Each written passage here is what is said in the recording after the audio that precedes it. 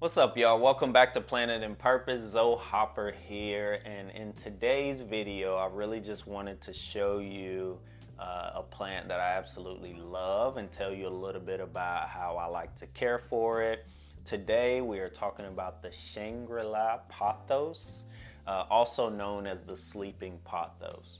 First thing you'll notice about this plant are the leaves, the appearance. The leaves never fully open up. They stay curled up, and so it kind of gives that cooked spinach look, and that's why it gets the nickname the Sleeping Pothos.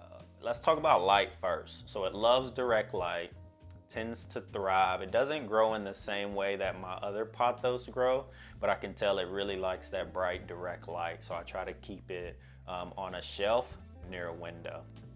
We've already talked a little bit about the appearance, as you can see here, but it can definitely climb or trail. As you can see, it's already starting to come out on both sides from this pot. So if you were to put it up high, it could kind of trail down, or if you were to want to direct it up, it could definitely climb. So that's a little bit about the growth pattern there. As far as watering goes, I just try to fill the soil, and when the top inch of the soil is dry, that's when I tend to water it. It stays on the same watering schedule as some of my other pothos, some of my other plants, so that makes it really easy to care for. But I keep it in a pot that drains really well, because you don't want to overwater it. But that's usually, and I tend to water it from the top as opposed to from the bottom. So pretty easy to care for, but pothos are prone to root rot, and that's what happens when you overwater a plant. The roots will hold on to that water too long and start to rot out, and then it kind of harms the plant. So you want to avoid that at all costs. Easy house plant to take care of. I think it looks really cool. I actually started this one because I went to my mother's house and saw she had one. So really easy to propagate. Let's talk about it for a minute. You can see little nodes that are right after where a leaf trails off the vine.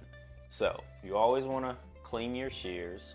You want to pick a healthy vine to cut from, one that's either the longest or just looks really good, maybe the biggest leaves.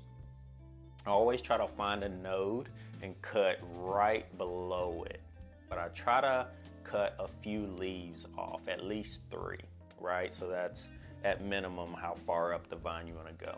So on this one, if you could see, I would snip after this 3rd leaf right behind that node. Then it goes right into the water and right into a windowsill in sunlight. So as you can see, I have already snipped one here. Got it in this propagation station in my globe. And so after a week or 2, I fully expect to see some nice, healthy, strong roots for this pothos. As far as fertilizing goes, I don't fertilize too often. I try to get soil that has fertilizer in it, so I don't worry too much about that. I just try to keep it on a consistent watering cycle.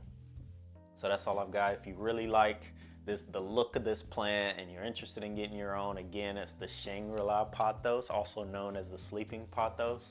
Let me know if you have one or what you think about it in the comments. And yeah, stay tuned for the next one. Thanks for joining me. As always, stay planted in purpose. Peace.